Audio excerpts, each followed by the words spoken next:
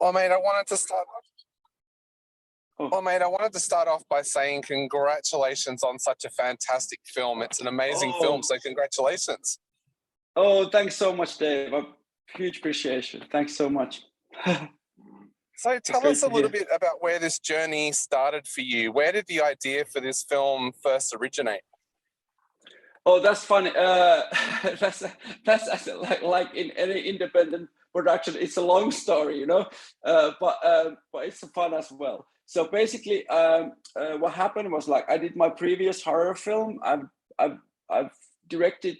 This is my sixth feature, but my previous horror film it got invited to South Korea in Seoul to this wonderful film festival.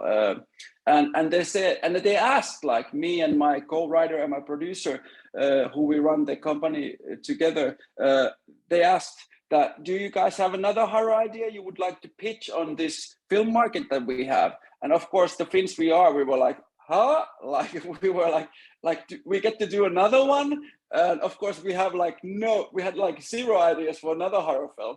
So what happened was we were like just coming up with ideas, and we started discussing about like as we are parents, me and Alexi, my colleague and co-writer and producer, with Alexi we started talking about what is our first worst fear, and of course as parents it's easy answer is basically if anything would happen to my kid. And then we also came up with the idea that wouldn't be interesting, like if you would have identical twins and you would lose one of them, what would happen to the family dynamics?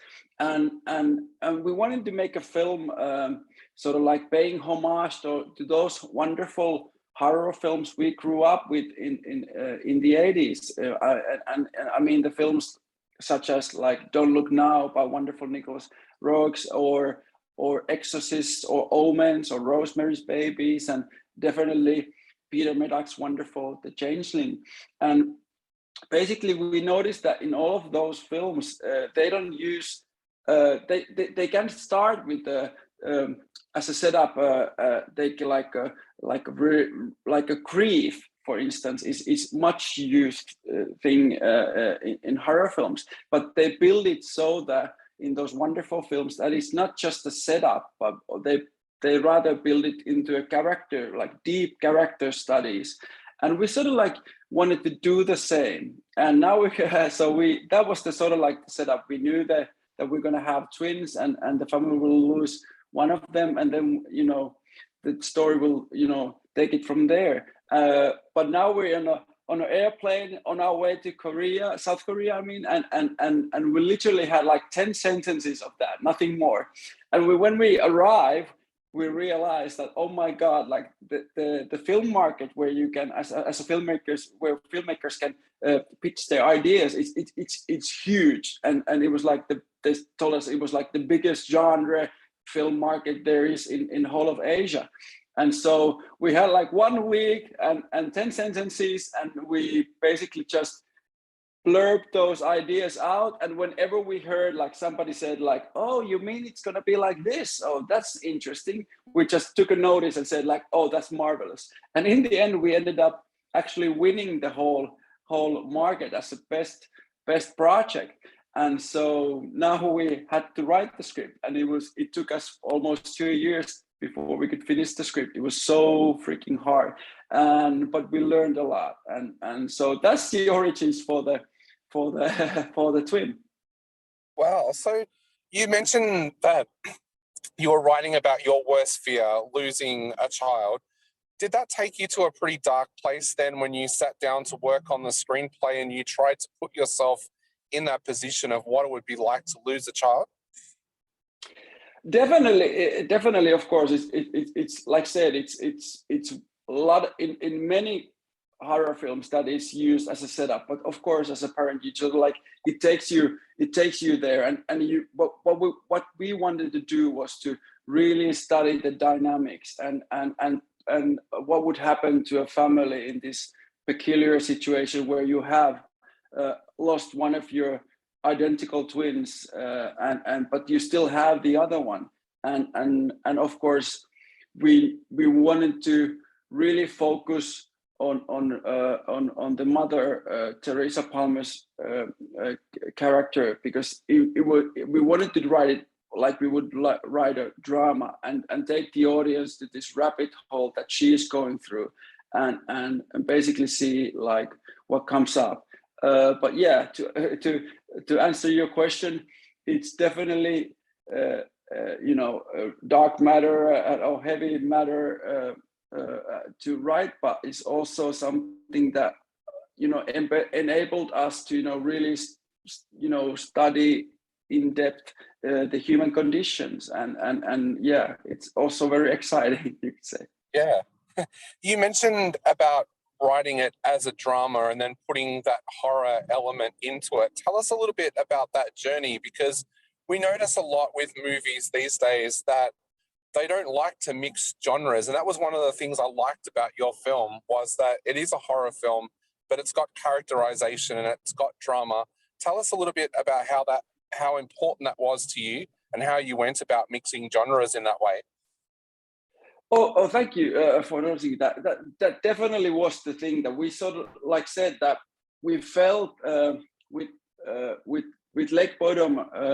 We sort of like we tried to do something with the subgenre of slasher that we sort of felt was lacking new ideas, and that was the reason to make our previous horror film. And with the Twin, we wanted to pay homage to those films that we grew up with, that had really strong, in-depth characters, and it was basically more just to take it to those kind of psychological levels of human condition, and because those are the primal fears that we all share, like losing one's sanity and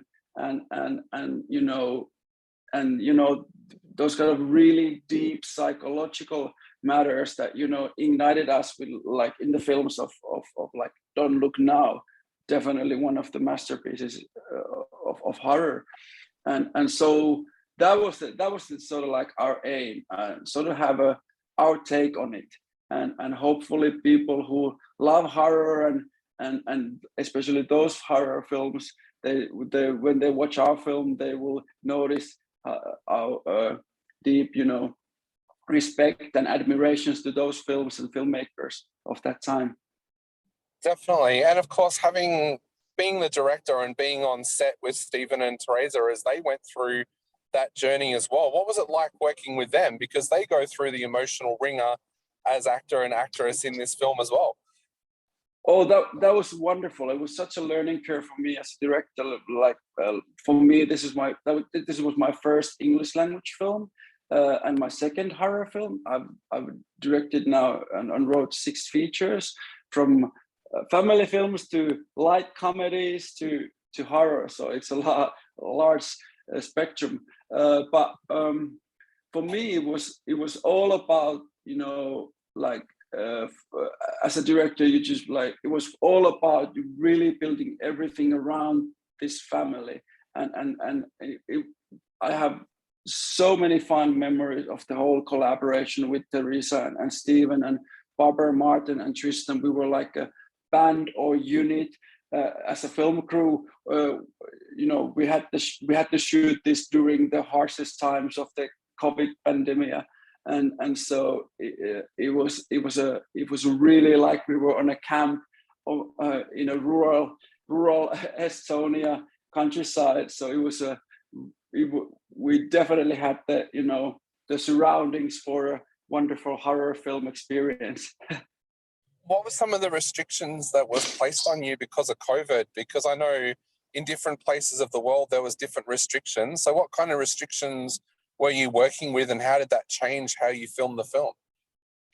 Well, of course, we had wonderful people there, that were guiding us through the pandemic. Luckily for us, like I said, we were in a really basically camping on our own. We had the really tight unit, but it's the typical thing. A lot of tests, always masks, and so forth. And luckily, we didn't get that kind of basically we can say like we didn't, you know, we didn't have to stop shooting or you know, working, but of course that's an extra thing on your shoulder all the time, like and I never you know, had that before. That, you know, like everybody knows it, like you're just scared that, you know, so if somebody gets COVID, then you know what will happen. But luckily we managed to go through it, but it was definitely an extra thing on your shoulders. And I was so relieved on the last day that, you know, when we finally could yell wrap and we knew that we have shot the film, like, oh my God, you know, you just like, you were like extremely happy that we made it through on the other side.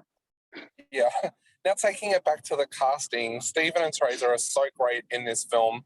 Teresa did a lot of gritty films before she left Australia and went to Hollywood, and Stephen is one of the most underrated actors I think that's out there. So tell us a little bit about that casting and how you knew they were perfect for the film.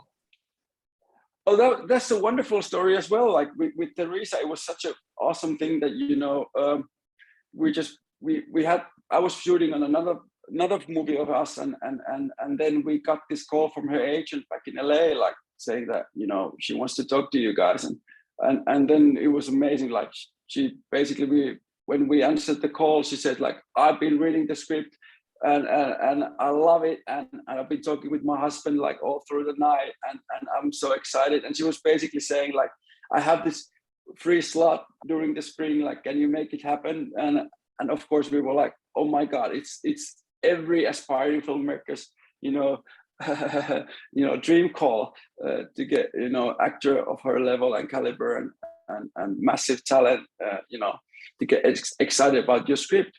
And it was also that was wonderful on its own. But we also had wonderful Kate Ringsel from UK, wonderful casting director, and she also really liked the script a lot, and she said that she wants to work on this. And she found us Barbara and Tristan, the boy, and of course Stephen.